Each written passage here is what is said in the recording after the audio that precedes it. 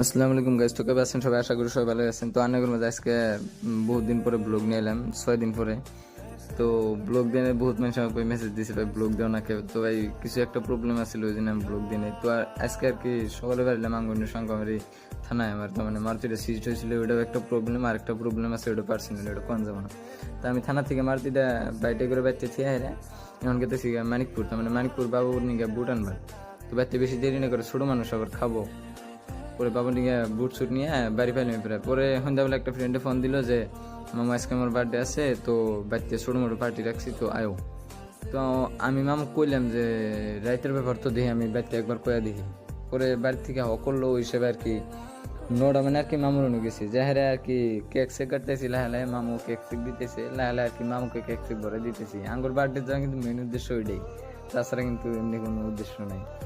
তো লালা cake take নিয়ে মামাকে যে কেক টেক ভরাই দিলাম আর কি, আমার অবস্থা অল্প খারাপ করে দিলাম। তো এই কদিন ব্লগ নিয়ে বহুত মানুষ আমাকে মেসেজ দিচ্ছেন যে ভাই ব্লগ স্টার্ট করো, ব্লগ স্টার্ট করো। তো ভাই তোমার ভাই দিচ্ছে, থ্যাংক ইউ। আর কি কয়, এই ব্লগ দিতে পারবে না তার জন্য সবাইকে একদম এক্সট্রিমলি সরি। আর ব্লগে আবার মিস হবো না ভাই। তার মানে আরেকটা প্রবলেম আসছিলাম, যেটা আর কি কোয়া যাবে না, ওটা আর কি পার্সোনাল ভাই। আর সবাই সাপোর্ট করার জন্য থ্যাংক ইউ সো মাচ। তো গাইস আজকের ব্লগটা নিয়ে শেষ করি, বাই বাই।